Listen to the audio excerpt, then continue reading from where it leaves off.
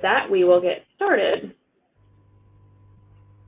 So I'm not hearing any feedback right now in our sound quality, so everything sounds perfect.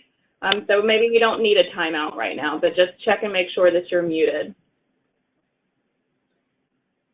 Using the chat feature, if you wouldn't mind letting us know your name, organization, and role, that helps to get us warmed up and participating in the interactive portion of the agenda.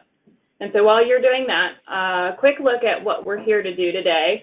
Of course, in the spirit of celebration, I have welcomed you and gone over the housekeeping items.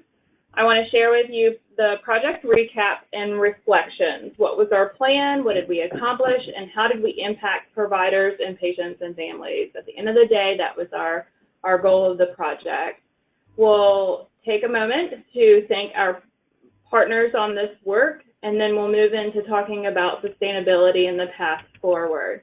And we'll hold some time at the end for questions, answers, or other business as it arises. So hopefully this is what you thought you were getting into today, and I will jump right into the project recap. So the overarching goal of our program was to achieve systems, change of practice, and improvement in outcomes for infants and young children by engaging Virginia NICUs and their community partners in a statewide learning and improvement collaborative to enhance linkages to early intervention services for NICU families and patients. And so to do that, we put together these collaborative project goals to improve and expand NICU referrals and follow-up, enhance policies, practices, and competencies, and provide training to providers. So over the course of the last 2 years, we've been doing just that with the accomplishment of these objectives. So we partnered early with our hospitals and with the Infant and Toddler Connection. We established an advisory council to help guide our work. We did a needs assessment to identify gaps in care, coordination, and referrals, which was designed was used to help design effective strategies to fill those gaps. We did a gap analysis based on data and needs assessment to create a change package. So hopefully this is sounding very familiar to you all because you've been integrated into the work that we've been doing.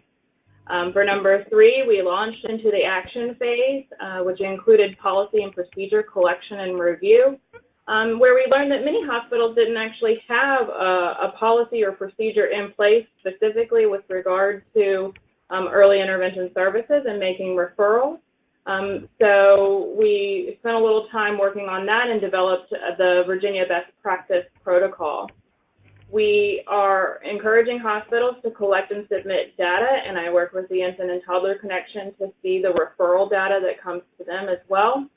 And we've been participating in in-person and virtual shared learning events throughout our work as well. So again, this was a 2-year program. It started off as 18 months, but we were very ambitious in all that we needed to accomplish. So here we are 2 years later, having helped infants and young children with disabilities in Virginia. And of course, second to that is the providers that care for those children and families, both in the NICUs and in the early intervention services. And so I know that perhaps several of you weren't familiar with a collaborative approach before joining this program, but now hopefully you understand that collaboratives are a great way to allow participants to spread best practices, shared learning events via virtual events, monitoring outcomes through data, and establishing connections to local and statewide resources. This is a map. If you'll take a moment just to mute your phone, please. Thank you. This is a map that shows you the 22 participating hospital NICUs that were recruited to participate in the program. Not featured on this map is the Children's National in Washington, D.C., because they are off the map, but they're our partner as well. This slide provides a high-level summary of the best practices that we've identified through our work together. You can see all of these in more depth in the protocol, but to call out just a few, engaging parents and families early and often was really a key to success in this project. Really helping to empower nurses as coaches for their families was also very important. We also spent some time when we were meeting together helping both the NICU staff and EI provider staff to really see a view from our world, knowing what each other's day in the life looks like and how we might work together to improve communication and collaboration. And we also highlighted the importance of recognizing signs in infants that may mean we need to take a closer look. Perhaps they would qualify for services, and so we would make that referral. And really it comes down to that anyone can make a referral. So we spent a lot of time providing education on that. As far as our lessons learned, I feel like we've learned a lot in the last 2 years, really emphasizing the relationship among care partners and between care providers and families has been a huge success. And I can't tell you as many times as we got together, we heard, I didn't know that. I didn't know your organization did that. So really having that environment where you all can collaborate with one another was really rewarding to see. We also got feedback that no other state that we know of, and Kelly, you're on the line, you can certainly correct me if I'm wrong, Kelly Hill, but we don't know of any other state that has taken a statewide approach to this work. We've learned of pockets of this work from an academic medical center working with those that live in their catchment area, but not a whole collaborative approach for the statewide model. And so we think that that's really something that's great about the work that we've led, bringing the partners together. Our work has not been without challenges. Data collection continues to be probably our biggest challenge at this point. This really is because the process is so manual, and having an easy way, an electronic way to make the referral, I think would help overcome that challenge. But at this point, it is very manual, and so keeping track of each referral has proven a bit difficult, and we've had to take the time to teach data collection for this project. So we also know that getting time away from our, quote, normal job to invest in ourselves and training is very hard. So that's been something that's been a challenge for the project as well. But here we are at the end of the work and really making a difference to help shift the mindset from where we were 2 years ago to the spirit of collaboration that we've fostered. So I want to share with you now some feedback that was provided in our project closeout survey. So if you haven't taken the time to provide your feedback, it's still active, and I would love to have your input. I have the links at the end of our slide deck, so hopefully you'll take a couple minutes to provide that survey feedback. So on your slide now is a question that was asked of the hospital. So does your hospital and or NICU have a policy or protocol for making referrals to early intervention? And 9 people answered this question, and you can see the majority said yes. So that's great. We're excited that we've now have some structure in place for making referrals. The second question, does your NICU have available on the unit contact information for an EI representative? Again, the majority said yes. There is one no. So that, you know, this work isn't perfect. This work is slow. It takes some time to affect change in culture and change in processes. But seeing that there are several that have this in place on their NICUs, I think we can move all of these to yes. So if you're the no, please do give me a call, and I can help share some strategies on getting there. Does your NICU have a resource brochure describing EI services? And you can see that all respondents said yes for this, so that's great. Helping our families understand what's going to happen after discharge has been a key, crucial element to our work together, so this is great. We're excited to see this. Next, I want to talk a bit about utilization of resources. The next question was, when making a referral to early intervention, what information or assessment forms are used? And so if you'll remember, we spent time in this collaborative understanding where our current referral form may fall short and how we can help make it better. And so you'll see that the majority are using the collaborative developed form, but you can also see a couple comments about how those referrals are made in a combination and some of the other comments that are listed there. Again, I emphasize that we've been focused on relationships. So one of our key questions is, has your relationship with EI representatives changed since participating in the project? And you'll see a large part said no. And if you read the comments, it's because they already have great relationships with their EI reps. So I think that that's fantastic. Hopefully you are the ones that we've shined a light on and really spotlighted for how it looks when the partnership is working at its best. And this question was asked to the early intervention leaders, has your relationship with the hospital staff changed? And again, some no's in there. And some of them are actual no's that we rarely get. Certain hospitals are still very rarely referring to us, and we don't know why. If that's you, please give me a call. We can work on this together. I know, we tried to make the survey anonymous and give the option of not providing your name. So, but in that spirit, please do get in touch with me so I can help you with that if that is you. But by and large, we have a very positive relationship already with early intervention staff and the hospital staff. And I think this is my last question. So again, focus on relationships. When you receive a referral, do you receive assessments and other information you need? And the majority that responded to this from early intervention said yes. And again, if you're a no, let me know and I can help.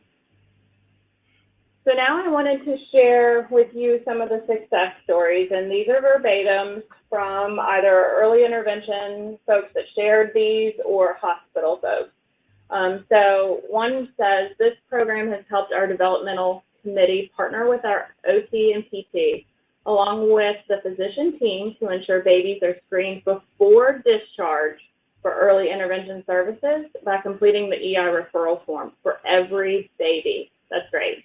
They said that nurses have even started this process by engaging the conversation with families prior to discharge. Yes, that's exactly what we wanted. So great job and kudos to that team.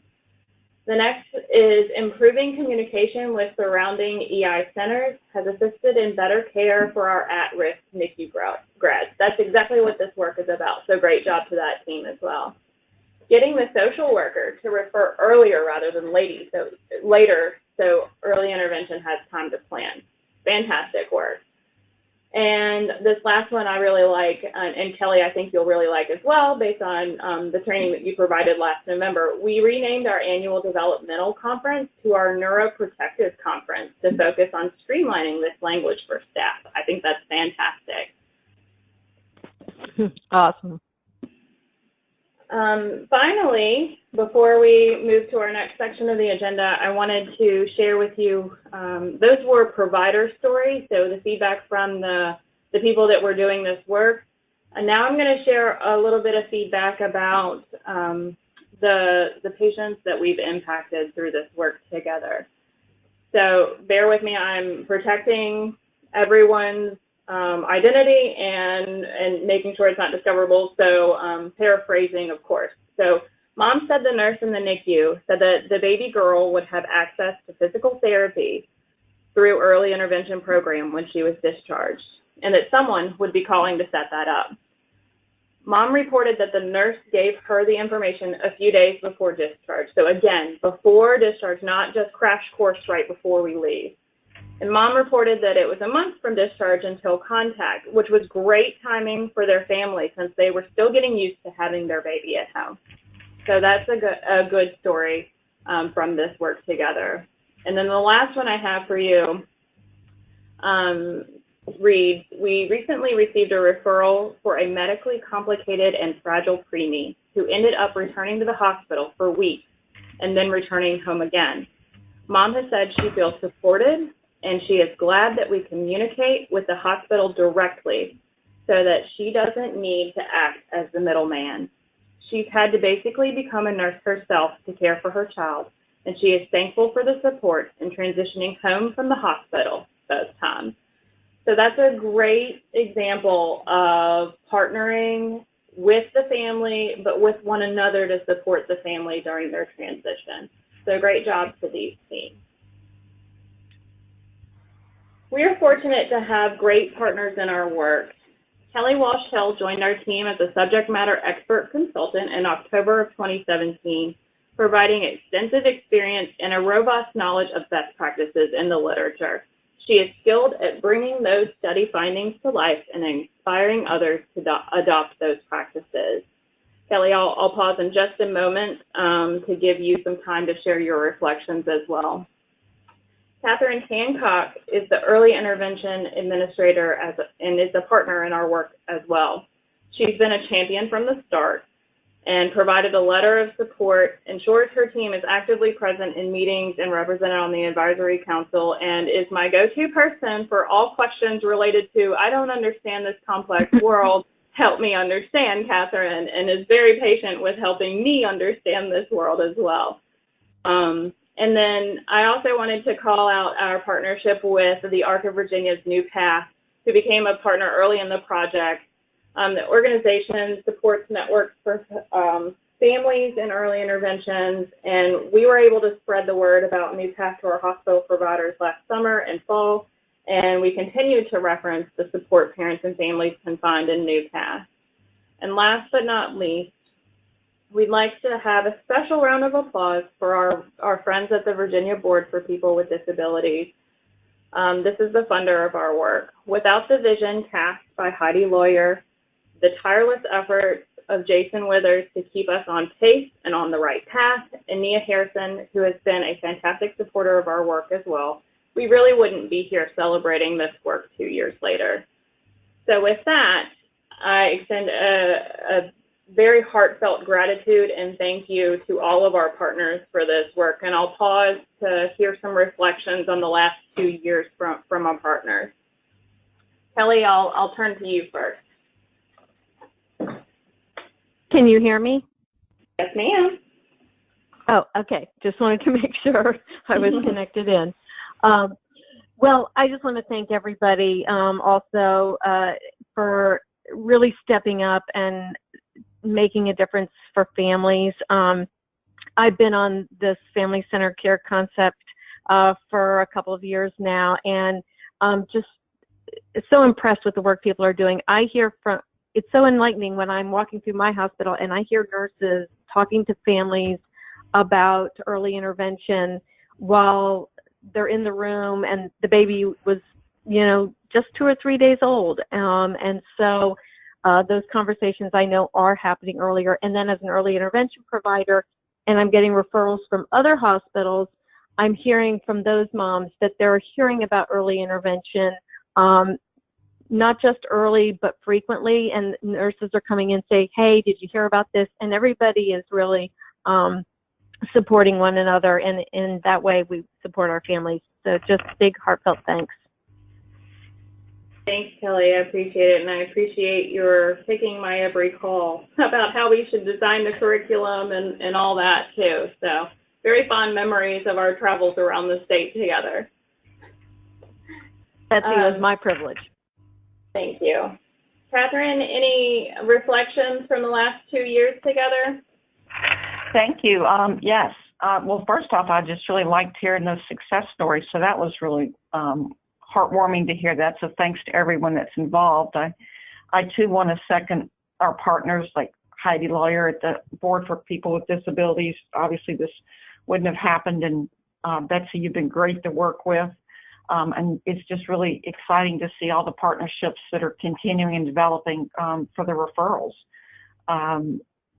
And we also have a wonderful tool to use with families that can be started in the hospital and continued in the home. So it's, really a concrete measure of what's been going on, and it builds, confidence of the parents. So I think it's been a great project, and thanks to all. And Kelly, you've been just wonderful. Thanks, Thanks, Catherine. I hope I'm not putting you on the spot. Heidi or Jason or Nia, is there, do you guys want to share any reflections for the group of our work together? Sure. This is Heidi. Can you hear me? Yes, ma'am. Okay. So we give out a lot of grants, and this one happens to be very near and dear to my heart, as I think I've told you on a couple of occasions. It really was sort of a long time in the planning stage. A number of years ago, before Jason and Nia were even with the board, Catherine knows we worked on an assessment of the early intervention system in Virginia.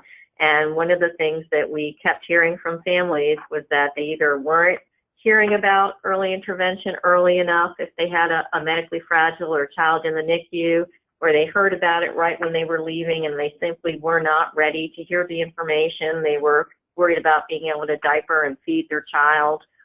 And so we had a recommendation that there really needed to be consistent follow-up and coordination between the hospitals and Part C providers, and it needed to occur on a routine and regular basis, whether it's 30 days, 60 days, 90 days, when those families would be ready. And so we had the idea to do this as a grant, and then our funding was restricted, and the board said, no, we can't do this. And so as soon as we ended up with some additional funding, I immediately brought this forward as a priority, and fortunately the board agreed that it was worthwhile, and we were so pleased when the VHHA applied, because we know that folks listen to their own kind, and hospitals are going to listen to hospitals or a hospital association more than they're going to listen to people like us when it comes to actually implementing change. And the big part for us was we wanted to, and I was so pleased to hear the initial comments about no one else is doing this on a statewide level, and hopefully this project can influence other states, because that was really the idea of it, is that we wanted to implement systemic change statewide, not just, address a few pockets. And so we have been so pleased with the collaboration, with the tools that have been provided. And we are certainly not early intervention experts, but Betsy, you have been so responsive whenever we've brought forward concerns or suggestions on how to improve some of the tools or the forms or any of the processes that have come through. So we're delighted with the grant. We hope that the work will continue and that hospitals will continue to utilize and improve the systems and just basically have a much more effective collaboration long-term with our Part C providers, whether it's current staff or new staff that are coming. So congratulations and thank you so much. Thank you, Heidi. I really appreciate it. And that's a great segue into talking about sustainability, which is our next agenda item. Really, our spread plan has been working as we've gone through the project. You are our ambassadors. So the staff that we've trained so far, go forth and disseminate this work to your colleagues. I know we've heard of several hospitals that have hosted lunch and learns with their providers and the units to share the collaborative learnings and resources to make sure that the work goes beyond those that attend these training sessions. And really focusing on shared learning among the providers has really been a great spread plan as well. As far as sustainability goes, while the project is concluding, the website will remain, and so you'll be able to access the website in the future. And we've also been working on the sustainability plan all along by focusing and promoting effective relationships among NICU care providers and the EI service coordinators. So better communication and coordination among them will benefit the children and families. I'm happy to share that the listserv and the website will remain active as a forum for folks to network, share, and learn together after the conclusion of our project. And I also want to share the contact information listed on the screen for Joan Williamson, who's been designated as the VHHA's representative on the Virginia Neonatal Perinatal Collaborative Jones shared with me that this committee has specifically talked about the importance of this work between hospitals and EI providers. And while they have several priorities right now, and they have a lot on their plate, look for the resources to come out in the future from that group. So already working on sustainability there as well.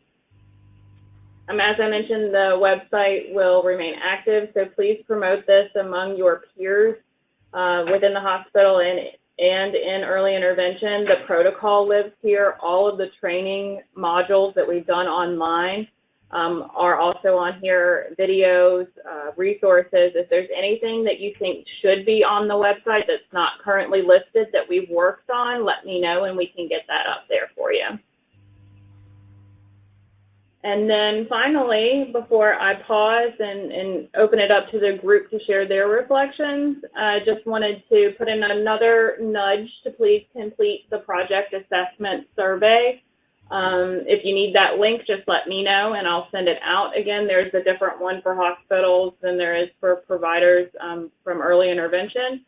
I also will continue to collect data for this project so that we can measure the impact after the grant period. So the hospitals are asked to continue submitting their hospital data to me ongoing until next year. And so with that, I will ask you all to now, you can unmute your line and share any reflections that you all have had in the last 2 years.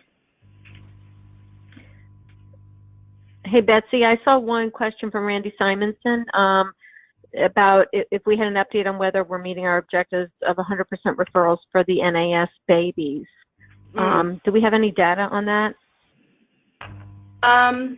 I don't have the statewide aggregate data. Catherine and I have talked a little bit about this, so I would invite her comments as well.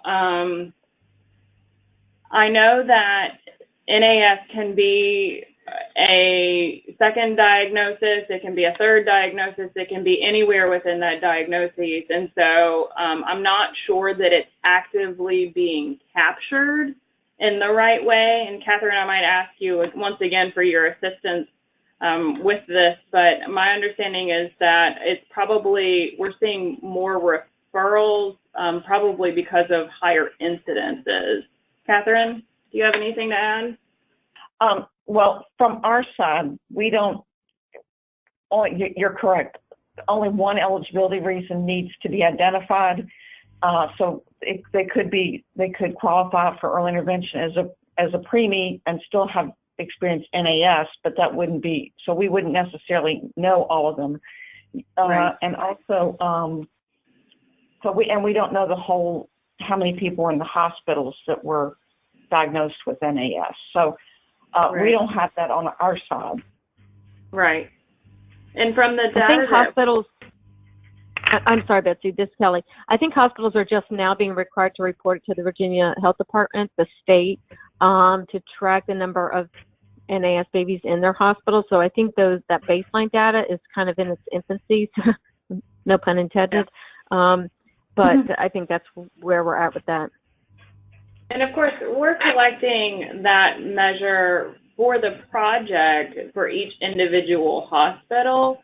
And so the number of children that were referred with a substance exposure diagnosis, but the denominator that we're using is pulled from claims data, which again is very large and can have different implications. And so it's kind of a patchwork quilt as far as our data goes, but I think continuing to shed the light on the need to refer those children, I think it's just one part of the conversations that need to continue. I'm sorry I don't have an exact answer. I can tell you we probably are not referring 100% of NAS babies, but that certainly remains the goal.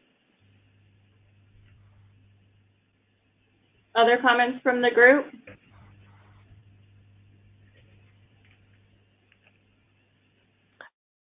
I'm just going to add one more comment that I think as some of the hospitals are refining their screenings of NAS babies. Those babies, though, are, as part of the new Virginia Code, being referred. I know from a previous webinar that a lot of the regions and the ITC programs are seeing a big uptick in referrals on NAS babies. I don't know that it's at 100%. I don't think so, but there definitely is an uptick in it.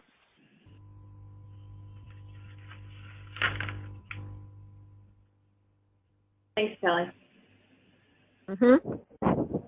Hey, this is Erin with Richmond. I just want to comment that my intake clinician said that a lot of the families coming in from the NICU, they seem to be a lot more knowledgeable on the front end about early intervention. Those referrals are going a lot smoother because we're getting a lot of the paperwork, and a lot of them, if the family's willing, we're actually kind of streamlining them and pushing them right to assessment, especially the ones that already meet eligibility criteria. So it's saving the families a lot of time as well, and administrative time on our end, because then we don't have to do an extra intake appointment. That's awesome. Thanks for sharing that, Erin. I really appreciate it. Well, we're at our time, but I certainly don't want to stifle our celebration. I want to thank everyone for participating in this project. It has been a lot of fun, and I think we've learned a lot, and we've achieved a lot in the last year. So thank you to everyone who's participated, and I look forward to continuing working with you in the future on future endeavors. Keep up the great work. Thank you, Betsy. Thanks for all your hard work. Thank you from the board. Thank you.